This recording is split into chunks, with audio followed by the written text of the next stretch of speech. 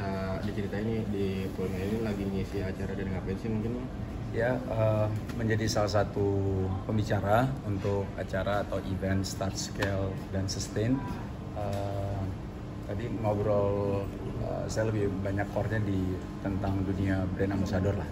Karena memang kan saya punya agensi di brand ambassador ya, gitu. Jadi saya tadi coba untuk sampaikan atau mengedukasi para audiens bahwa pentingnya menggunakan jasa brand ambassador untuk brand kita. Lebih ke situ sih. Bang, kemarin juga sempat habis liburan sama keluarga dari Jepang. Iya, Bisa alhamdulillah. Diceritain sedikit Bang, itu gimana sih Bang? Keseruannya gimana? Kenapa? Keseruannya kemarin itu. Alhamdulillah di Jepang kita 9 hari.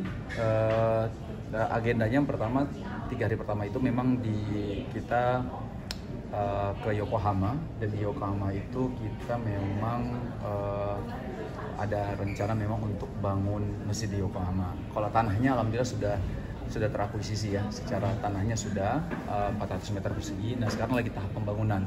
Nah tahap pembangunan ini memang membutuhkan dana yang tidak sedikit, sekitar 32 M lah kalau nggak salah. Nah ini sekarang lagi kita upayakan rame-rame, keroyokan lah bahasanya,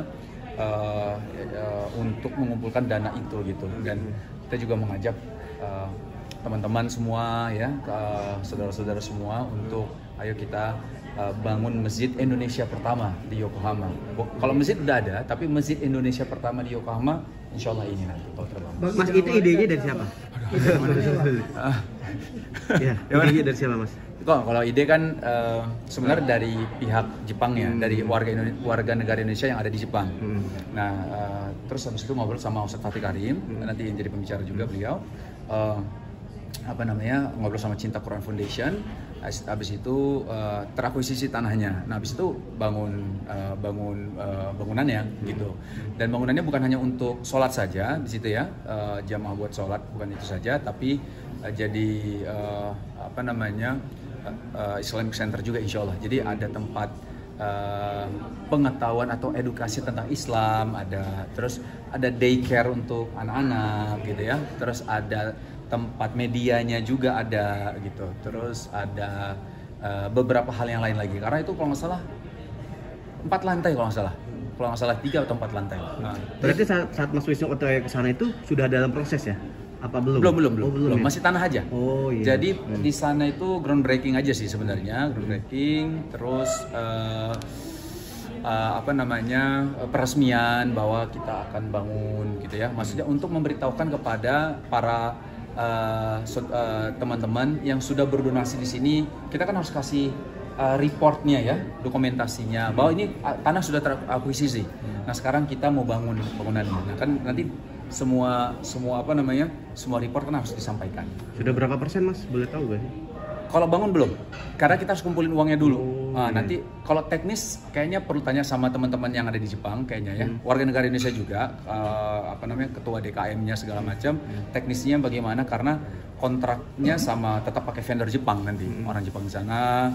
Jadi mungkin per tahap, per termin gitu mungkin. Saya kurang paham secara teknis sih. Bang, kenapa memilih Yokohama? Apakah Muslim Jepang di sana banyak, di lingkungan sana atau seperti? Pertama idenya karena memang dari mereka, dari Muslim Yokohama, Muslim Indonesia yang ada di Yokohama itu satu. Terus kedua ada semangat dari mereka untuk kalau saya ini menurut pandangan saya ya, semangat dari mereka untuk membangun Masjid Indonesia pertama di Yokohama gitu loh.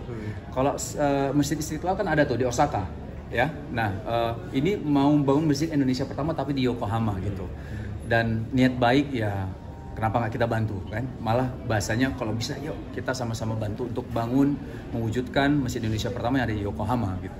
Bang, soal Bang, 4 lantai Yang mana nih? Anggarannya berapa Bang? Tadi 32. Totalnya 32. Dan ada target nggak Bang, kira-kira berapa tahun akan mengumpulkan uang? Pengennya tahun ini.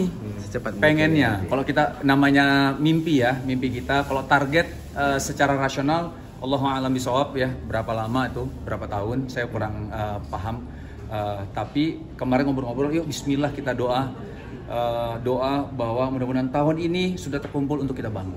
Mas pasca pulang dari Jepang, setiba di Jakarta sudah kepikiran untuk menggait rekan-rekan artis? Sudah. Tapi kan kami belum person to person ya, maksudnya belum satu-satu kita gitu ya. Tapi kita buka secara bantuan pakai kita bisa memang. Alhamdulillah sekarang berapa ya sekarang? Mungkin dari Boleh diupdate Bang? coba cek ya. Berapa? Kalau kami sih belum begitu ini. Cuman sekarang bangun di Jepang. Udah 367 juta. Ya, 367 juta. Dalam waktu terkumpul. berapa hari itu Bang? Ini kalau kami dari hari apa ya? Mungkin baru 2 minggu mungkin ya. Dan targetnya itu berapa lama? Kalau ini kita tuh 153 hari. Kalau tapi kan bukan hanya dari kami. Ya. Ya, ini kalau ini bahasanya dari desungkarsnya dari saya, dari Shiren, Irwan sama Kia gitu ya. Tapi dari teman-teman lain juga kayak Mas Ari sama Benita, terus ada dari Cinta Quran Foundation, terus dari ada lembaga juga kayak kita bisa juga itu juga bangun buka donasi juga dari teman-teman Yokohama juga gitu. Jadi semuanya nanti kita gabung-gabungin. Nih. Bang, kemarin juga sempat mengumandangkan azan ya di sana, itu gimana? Seperti apa sih Bang? Aduh, kalau itu mah haru banget lah ya. Tadi harusnya itu memang ada ustadz sih yang mau mengumandangkan azan, terus saya bilang, Ustadz boleh nggak? Saya mudah-mudahan bahasa itu saya menjadi orang pertama yang azan di tanah ini gitu. Campur aduk lah. Kalau tinggal membayangin ya Allah, mudah-mudahan dapat pahala di sisi Allah. Ya, lebih ke situ sih. Berarti respon dari orang-orang sekitar di Yokohama tersebut juga sangat positif untuk mendukung pembangunan masjid tersebut ya? Kalau lingkungan sekitar saya kurang tahu ya, tapi setahu saya ngobrol sama beberapa teman-teman yang sering di Jepang, katanya di sana sih nggak terlalu mau ikut campur masalah-masalah seperti itu, nggak mau, bahasanya insya Allah mudah-mudahan tidak ada gangguan, asal izinnya semua lengkap semua. Lebih ke situ aja sih, jadi legalnya ya itu legal, terus ada izinnya, ya bukan buat yang macem-macem gitu kan, ya insya Allah aman-aman aja. Berarti Mas, perkembangan Islam di sana seperti apa? Boleh cerita Mas selama di sana? Bertumbuh, tapi tidak pesat bertumbuhnya, tapi bertumbuh terus. Karena setahu saya orang Jepang itu kalau mau masuk atau convert ke Islam, setahu saya itu memang mereka mempelajari dulu. Jadi bukan, aduh aku rasa Islam bagus deh, aku langsung masuk, nggak kayak gitu. Setahu saya mereka mempelajari dulu tuh, pelajari agama Islam itu apa sih, belajar apa sih yang harus kami lakukan, terus kayak gimana sih ibadahnya kayak gitu. Itu ada, mereka mempelajari dulu itu gitu. Nah, setahu saya ketika mereka sudah yakin, baru mereka masuk. Nah, Mas Wisnu dan keluarga selama menjalani ibadah di sana nggak ada kesulitan berarti Mas ya selama di sana ya? Ibadah? Kalau ibadah sih insya Allah sih enggak ya. Karena sekarang di beberapa tempat umumnya ada prayer room-nya tuh ada, tempat sholatnya ada. Bahkan waktu itu saya ke Universal kan. Di Universal itu kita bilang, wah udah mau masuk waktu maghrib, sedangkan kami belum sholat jamak qashar zuhur asar kan. Terus Shiren bilang, coba kita ke ini yuk, tempat guest service-nya gitu kan. Kita ke situ, kita kasih tahu yang mau sholat segala macam, kita beribadah. Dia tapi ini kasih waktu gitu, 15 menit ya cukup ya katanya, cukup gitu. Ya udah, akhirnya kita dikasih satu ruangan, bahasanya nggak boleh ada yang masuk lagi, kita sholat.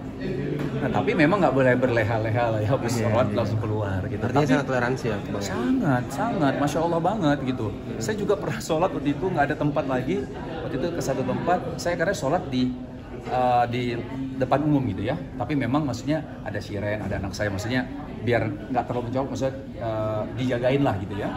Jadi kalau ada orang tanya dikasih tahu gitu. Nah tapi alhamdulillah mereka cuma ngeliat terus jalan, karena mereka tipenya nggak mau kepo biasanya, apa sih gitu, nggak kayak gitu. Jadi ya mereka hormatin aja ya.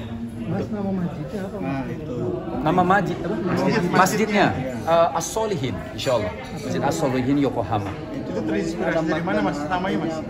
Allahu alam, saya nggak tahu, tapi waktu saya ke sana udah ada itu nama masjidnya, insyaallah Masjid As-Solihin Yokohama. Saya belum pernah tanya filosofinya apa segala macam, saya nggak nanya. Gitu. Tapi emang di sana banyak WNI juga di sana Mas ya?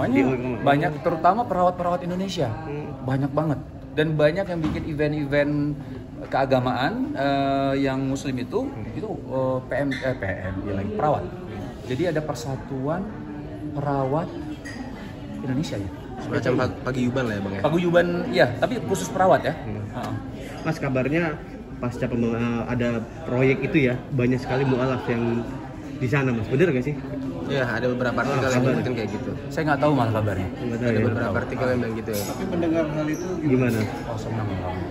Bahasanya kan saya aja sampai terima kasih waktu itu kepada Ustadz Fatih. Saya bilang Ustadz Fatih terima kasih sudah ngajak saya, karena kadang-kadang nih ya kita punya uang tapi untuk menyerahkan sedekahnya itu nggak ada lahannya, nggak ada wadahnya. Bisa jadi loh.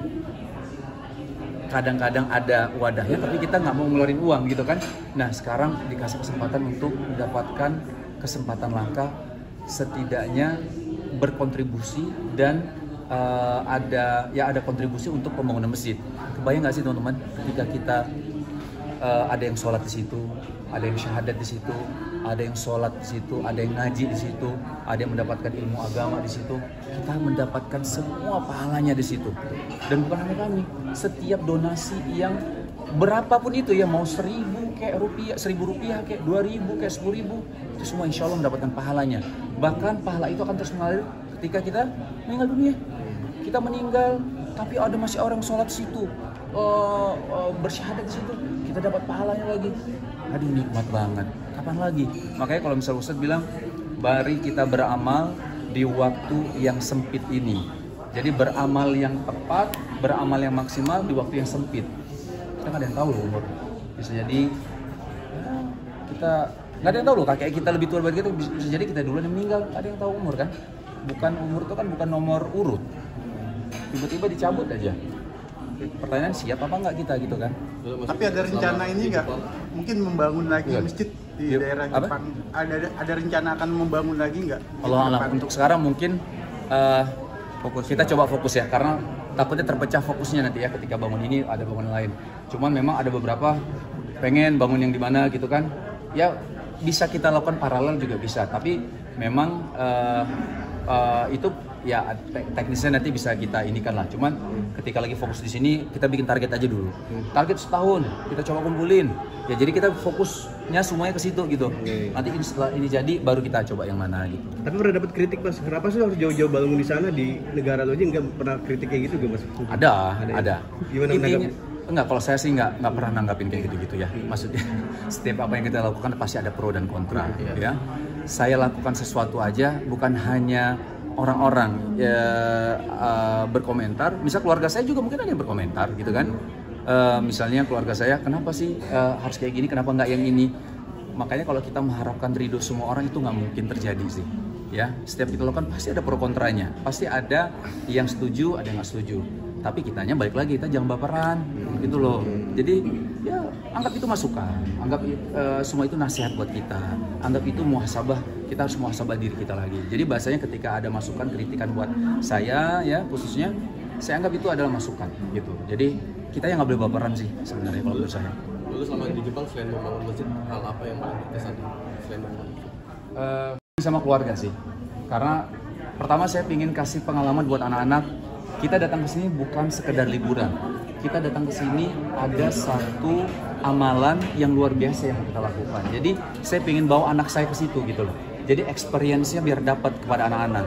Jadi ada semangat, wah nanti suatu saat mereka teringat ini. Nanti siapa tahu karena ada experience ini nanti suatu saat pengen bangun juga masjid di mana misalnya kayak gitu. Tapi kan kita sebagai orang tua jadi dapat pahala insya Allah kan.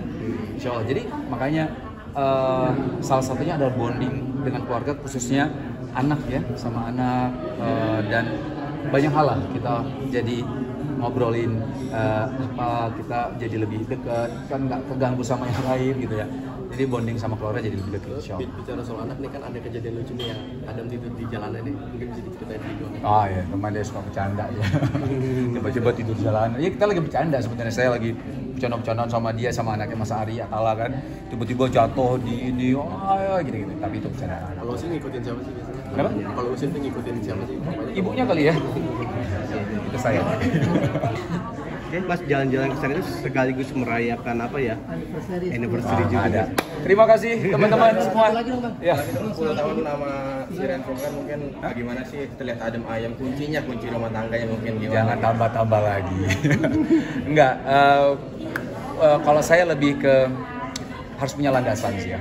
Landasan pernikahan itu kan harus ada dasarnya.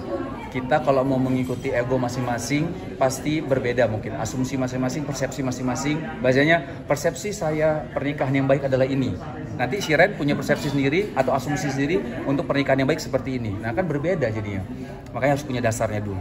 Landasan kita, dasar kita apa nih? Oke, kita coba untuk mengikuti landasan ini, dasarnya ini.